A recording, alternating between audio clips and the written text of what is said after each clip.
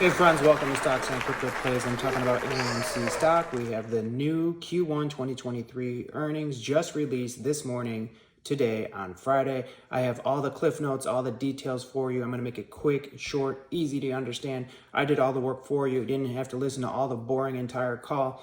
I got all the vital points for you on my notes. I'm going to share those key metric points with you.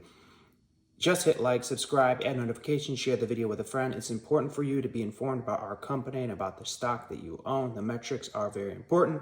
So the earnings report was great news as expected. All positive news in my opinion. We beat the earnings report estimate on earnings per share. They estimated negative 16 cents earnings per share. We came in at negative 13 cents earnings per share. And the only reason it's negative is because of all the APE shares they put out. If they didn't put out those APE shares, we'd be way positive earnings per share, okay? But anyways, we had a 29% box office increase, $1.7 billion box office in the USA overall. And then AMC, of course, got a portion of that. But the main point is it's a 29% box office increase. So movie money is definitely increasing. So that's great news. It brings up that the April box office was up 58%, 2023 estimates 20 to 30% increase. So the April box office compared to the April box office the prior year, it was a 58% increase in revenue. And for 2023, they estimate for the rest of the year to have increases of 20 to 30% over the prior year. That's great news, friends. Okay. So he said, Adam Aron brought out that Avatar had done 2.3 billion. That's the final numbers on Avatar, 2.3 billion. And great news, Avatar 3 is going to be released in 19 months around Christmas time in 19 months. Okay. 34% more movies were released in Q1 this year compared to Q1 of 2020. And I think he's using 2020 as a comp because 2020 was a very important year for them. It was right after the pandemic and all that. So the strongest Q1 start in the last 4 years, he says. So that's great news. The strongest Q1 start in the last 4 years. 21% growth, $954 million. Close to $1 billion in revenue, 21% growth, Q1, year over year. 69 million positive EBITDA growth. Now, that is one of the things you really have to focus on. That's what companies are really judged on. And that's a massive improvement over the last several quarters and over the last several years. And I'll touch on that a little bit more here shortly. But $69 million positive earnings before interest and taxes. Okay, that's what that is. 2 consecutive quarters of positive EBITDA. 47 million guests worldwide in Q1 came into AMC theaters. 47 million guests. Wow. Concessions, the food, right? How much did they make per patron on food? $7.90 per person that walked through the door on popcorn and soda, drinks, snacks, that kind of thing. POF is called Premium Large Format Screens. Adam Aron brought out that they're the largest holder of IMAX screens, and they have 5 to 6x increased margins on the premium screens. So if you go to watch a movie on an IMAX or some sort of premium screen, they're going to make 5 to 6x times the margins, times the profit. Okay, so it's very important to them, and that's how they're beating their competition as well. It says AMC will add IMAX screens and more Dolby Cinema screens this year.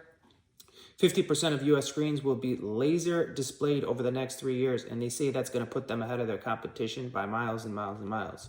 Laser displayed. It's supposed to increase the lighting and make improved viewing. And then as far as the movie industry in general for 2023, they estimate $9 billion.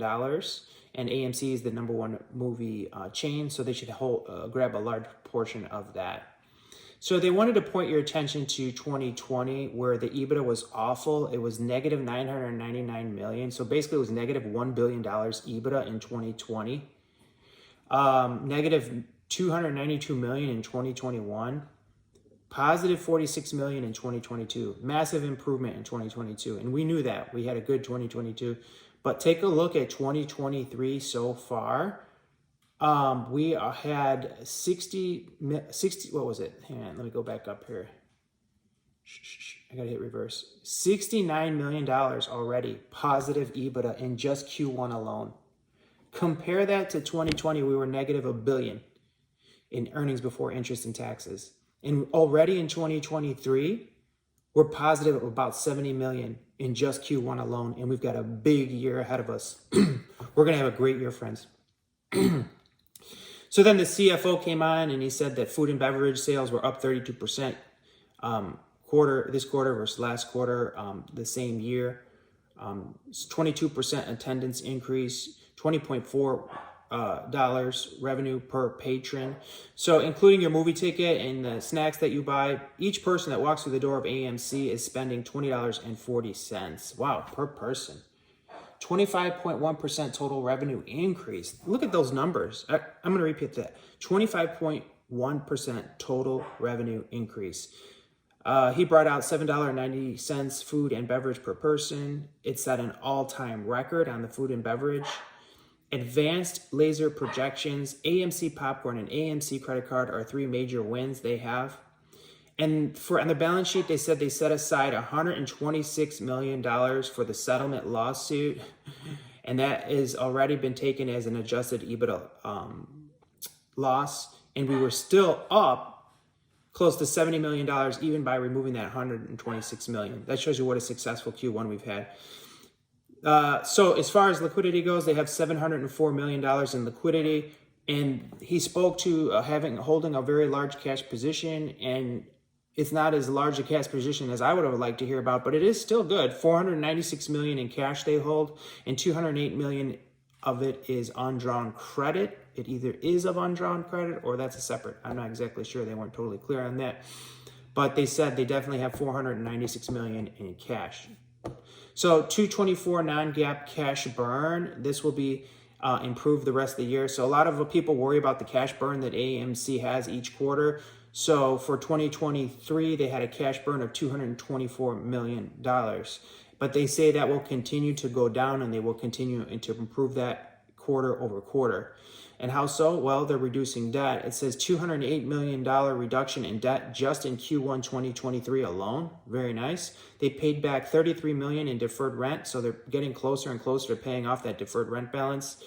They reduced liabilities by $242 million in Q1 2023. Liabilities were reduced by $242 million in Q1 2023. That's $250 million in reduced liabilities in just one quarter, friends. Let that sink in.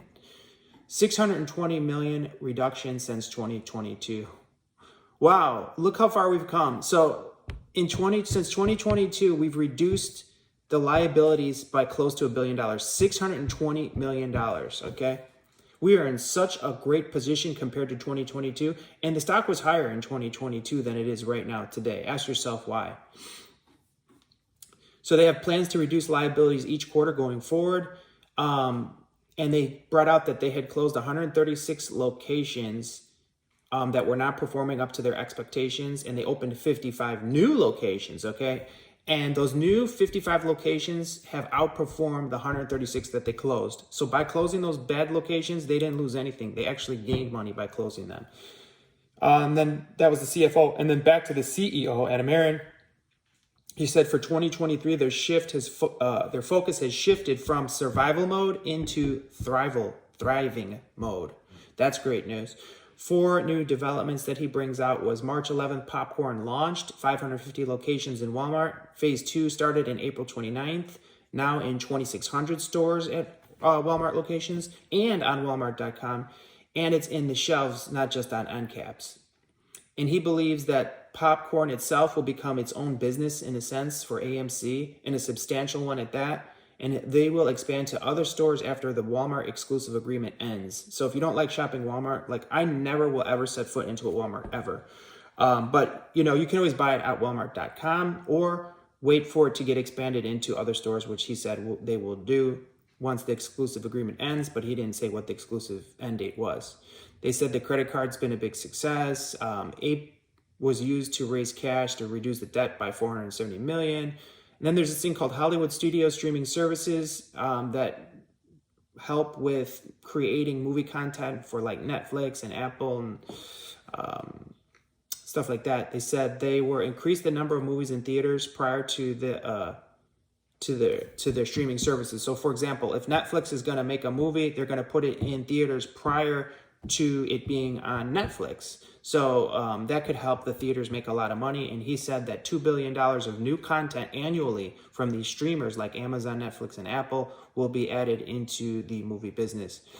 And then he went on to say, this part I didn't really like. He went to do 23 movie appearances where he went to watch 23 movies in 23 different cities in 23 months.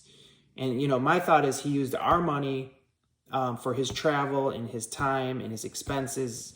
And that's his job. We're paying him to go watch movies and to fly in jets and use up fuel. And that's his salary, to go watch movies. You know, so I wasn't really happy about that, but he made it sound like it was a good thing. In my mind, it's not a good thing. He said he reads our tweets and it'll help him to improve. Yeah, I hope so. So that's the summary, friends. I gave you all the important notes from Q1 2023 earnings. If you would have listened, you know, you would have had to really pay close attention, take notes, and, you know, focus on what's important, but I did that for you. So hit like, hit subscribe, and notifications. Also, in regards to the stock price, we were at $6.20 today. They pushed us down to $5.75, and now we're back up over $6. I think like $6.05 right now. So we're fluctuating quite a bit. We haven't had a run yet, but it's only what, approximately 10 a.m. Central Time, 11 a.m. Eastern Time.